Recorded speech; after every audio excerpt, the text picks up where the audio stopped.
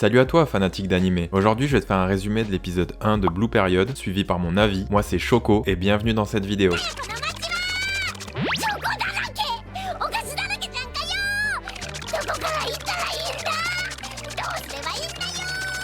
Blue Period est un animé tiré du manga du même nom, écrit par Yamaguchi Tsubasa, et oui, c'est comme ça qu'elle apparaît en public, pourquoi pas. Le manga est toujours en cours de parution, 11 volumes sont disponibles au Japon, mais seulement 5 sont sortis en France pour l'instant. L'animé est quant à lui disponible sur Netflix. On commence avec un groupe de potes qui sont dans un bar en train de regarder le foot à la télé. Ils sont refaits parce que le Japon est en finale. On les retrouve ensuite dans une ambiance bien plus calme. Ils sont dans un restaurant de ramen et ils y mangent des...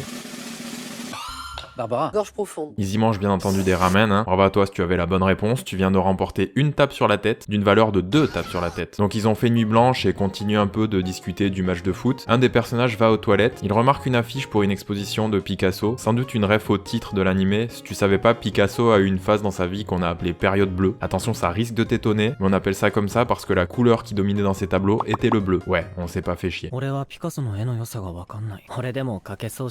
le nul, Comment il y connaît trop rien du tout en art, lui. Le reste du groupe est en train de planifier ce qu'ils vont faire après. Ils ont l'air de se mettre d'accord pour continuer d'aller picoler chez Sumida, donc lui. Eh ben, ils viennent de faire nuit blanche à boire et à fumer, et là, de bon matin, ils sont chauds pour encore aller picoler. Chacun son délire, Pendant ce temps, on voit que l'autre se change. Ses potes parlent de lui. On apprend qu'il s'appelle Yatora. Il se demande s'il va venir avec eux. Ah mais c'est des étudiants en plus, donc ils vont sécher les cours pour aller picoler. Ça m'a l'air d'être la base pour réussir ça, non? Donc Yatora revient, il est en uniforme d'étudiant et il s'excuse de ne pas pouvoir les accompagner et leur fait un peu la leçon en disant qu'ils devraient pas sécher les cours sinon ils vont échouer aux examens.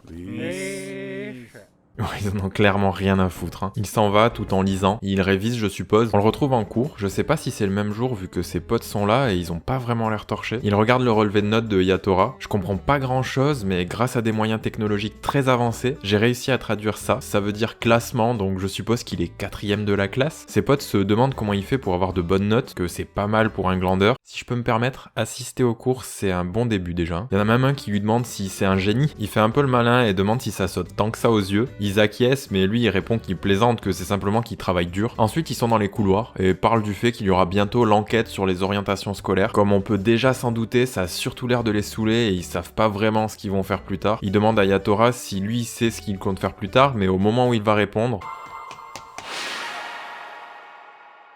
Non mais, elle vient vraiment de lui sauter par-dessus là. Ah oui, Roman Reigns qui est passé par-dessus.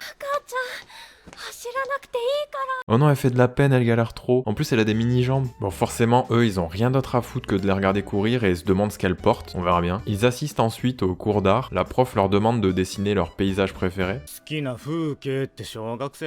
Forcément, ça m'aurait étonné qu'ils prennent ça à cœur. Mais justement, il y en a un qui fait remarquer qu'il y a pire, ils peuvent peindre ce qu'ils veulent pour avoir une note. Mais bon, ils en loupent quand même pas une parce que l'autre demande à Yatora s'il peut lui taxer une clope. Comme ça, tranquille, au milieu du cours. Pourquoi pas, Donc Yatora cherche ses cigarettes dans sa poche, pendant que Sumida explique que la vue qu'il préfère, c'est la poitrine de sa copine. Oh non mais sérieux.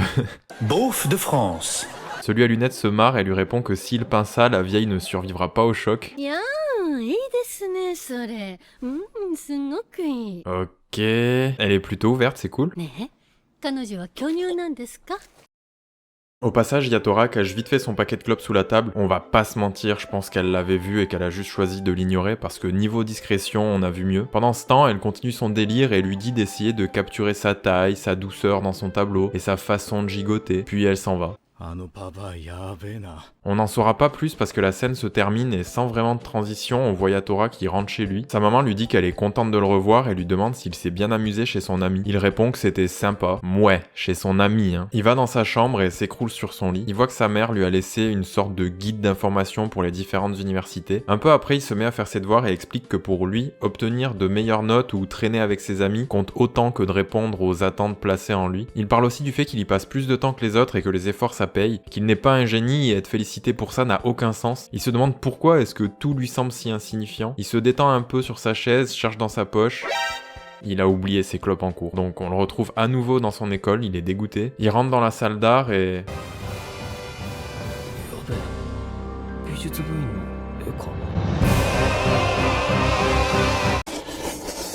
Il reste complètement stupéfait devant le tableau, puis finit par aller voir de plus près. Il se demande si c'est quelqu'un du club d'art qui a réalisé cette peinture. Il est vraiment impressionné. Par contre, il comprend pas pourquoi une des personnes a la peau verte. Il se demande si c'est parce que c'est un fantôme, mais il constate que l'autre personnage a aussi la peau verte. Il veut toucher, mais quelqu'un intervient et lui dit de ne pas toucher. C'est celle qu'on a vu courir tout à l'heure. Elle lui dit que ce n'est pas encore sec et lui demande s'il vient pour le club d'art ou bien... Elle a vu clair dans son jeu, il est un peu déstabilisé et il s'avance pour récupérer son paquet.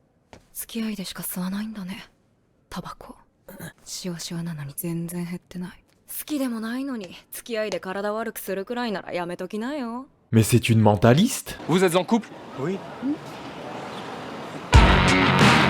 Elle lui dit qu'elle s'inquiète pour lui et s'en va. Il lui dit d'attendre. Hein?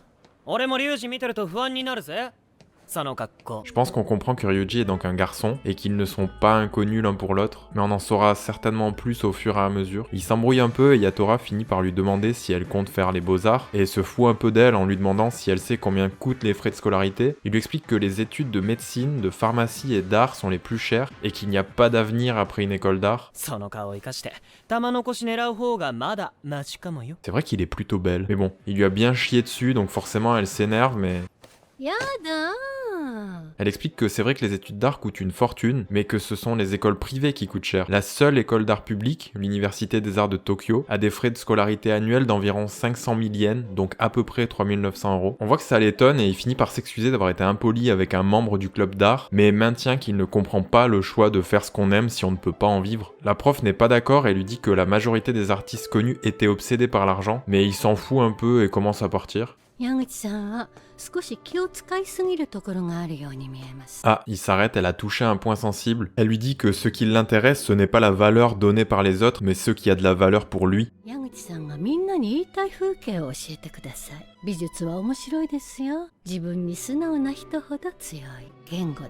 Par contre, ça a rien à voir, mais on est d'accord qu'elle a une voix trop apaisante. Comment j'ai trop envie qu'elle me raconte des histoires. Bon, je comprendrai rien, mais au moins je serai apaisé. C'est la même doubleuse que Mother Carmel d'ailleurs. Là du coup, t'as ceux qui ont pas la ref et ceux qui ont la ref. On retrouve Yatora le soir au bar avec ses potes. Il regarde la finale du match de foot, mais on voit qu'en apparence, Yatora a l'air concentré sur le match, alors que pas du tout. Il ne peut pas s'empêcher de repenser à la conversation qu'il a eue avec la prof. On dirait qu'il essaie un peu de se rassurer en se disant que les gens fidèles à eux-mêmes ne survivent pas dans cette société et que les artistes sont juste des tarés qui jouent avec leur talent. Ses pensées sont interrompues parce que le Japon vient de marquer un but, donc forcément lui et ses potes ils sont trop contents. Pendant qu'ils sont en train de célébrer la victoire, Yatora se remet en question, mais tout en gardant un visage de quelqu'un qui s'amuse. Il se demande pourquoi est-ce qu'il se retrouve à fêter la réussite des autres, alors que ça ne le regarde même pas, et finit par se rendre compte que ce ne sont pas ses sentiments. On les retrouve dehors, il s'allume une cigarette. Yatora est une nouvelle fois devant les affiches pour l'exposition Picasso.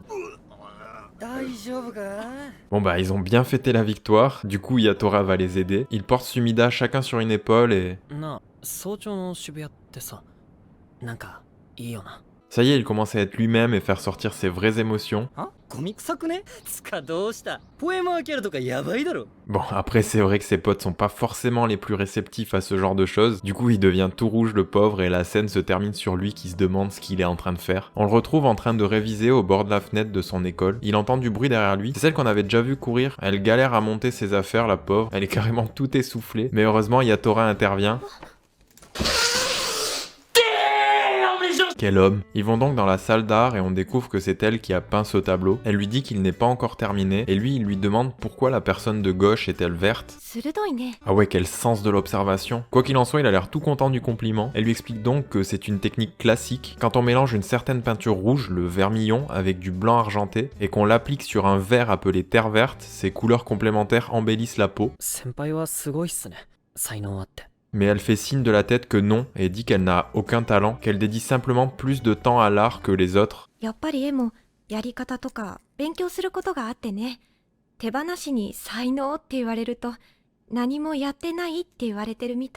Oh la boulette. Il réalise ce qu'il vient de dire et s'excuse directement. Elle est étonnée et lui dit de ne pas s'excuser, qu'il lui faisait simplement un compliment. Et oui, il se rend compte qu'il pense et qu'il vit exactement la même chose en fait. Il s'approche d'elle, on voit qu'elle s'appelle Mori du coup. Il a l'air un peu gêné et lui demande si elle a déjà vu Shibuya à l'aube. Bon déjà au moins elle risque pas de lui répondre que ça pue la merde. Elle a pas l'air de trop comprendre où il veut en venir, mais on voit déjà qu'il a toute son attention. Donc il lui dit que c'est Shibuya mais que c'est calme et bleu. Trop bien, il est toujours gêné mais il a l'air content de pouvoir parler à quelqu'un qui le comprend. 渋谷はハンズくらいしか行かない。 Oh non mais le pauvre, elle lui avait juste dit un oui de politesse, mais ça va, elle se rattrape bien. 先生に言われた受け売りだけどね。あなたが青く見えるなら、リンゴもウサギの体も青くていいんだよ。 Il devient encore plus tout rouge et la scène se termine. Ensuite, ils sont justement en cours de dessin. Ils s'apprêtent à peindre et inspirés par Mori, ils décident de superposer les couleurs. Ils commencent donc à peindre. Il n'en loupe vraiment pas une. C'est rigolo. Yatora est à fond sur ce qu'il fait. Il se demande comment faire pour recréer cette ambiance calme. On voit qu'il est comme transporté dans sa toile.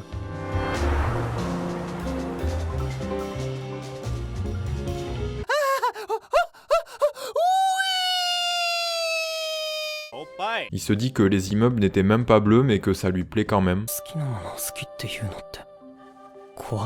On voit ensuite sa peinture exposée avec les autres. Non mais il a vraiment rendu ça lui. Ses potes regardent sa peinture. Toujours fidèles à eux-mêmes. Hein. Yatora est tout gêné, il ose pas les contredire. 綺麗だね。誰の 褒めなきゃよかった。 Ses potes le chambrent un peu et finalement... Ah bah voilà, enfin un qui comprend. Du coup ils finissent par faire le rapprochement avec le moment après leur nuit blanche. Sumida dit même que c'était tout à fait cette ambiance. Ce qu'ils disent lui met carrément la larme à l'œil, donc forcément...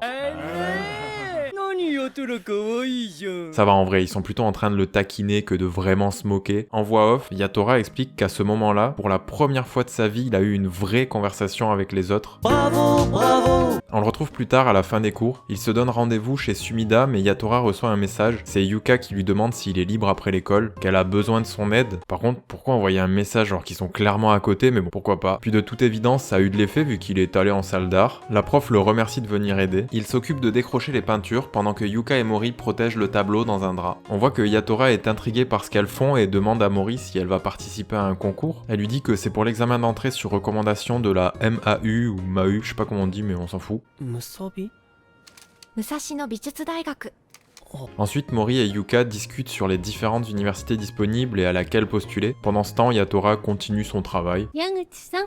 Elle lui dit qu'il a fait preuve d'ambition avec ce tableau et lui demande si pour obtenir un bleu plus profond, il a utilisé d'autres couleurs froides comme le vert et le violet. Il répond que oui, mais que c'était par hasard. なんとなくかもしれませんが、この絵で表現したいことが明確にあったんですね。だから青を爽やかに見せる色を選べた。 Il a l'air un peu touché et elle finit par lui dire que ce tableau n'est pas terminé et elle lui propose de le peindre avec elle après le nettoyage, mais il refuse et dit qu'il doit rentrer chez lui pour étudier. Il dit qu'il était heureux qu'on le félicite pour son tableau, mais malgré tout on le retrouve chez lui en train de manger. Au moment de débarrasser, sa mère lui rappelle qu'ils n'ont pas les moyens pour une école privée. Je suppose que c'est le lendemain, il est pas très attentif en cours, on voit qu'il est plutôt en train de dessiner. C'est ensuite directement le soir, il est dans sa chambre en train de faire ses devoirs, puis tout à coup il fait une fixation sur sa boîte de mouchoirs. Oh toi, tout seul dans ta chambre, des mouchoirs à disposition, on sait à quoi tu penses, hein.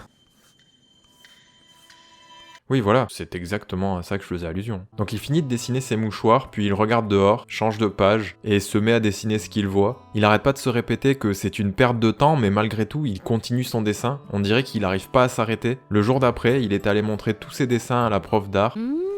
いいわ。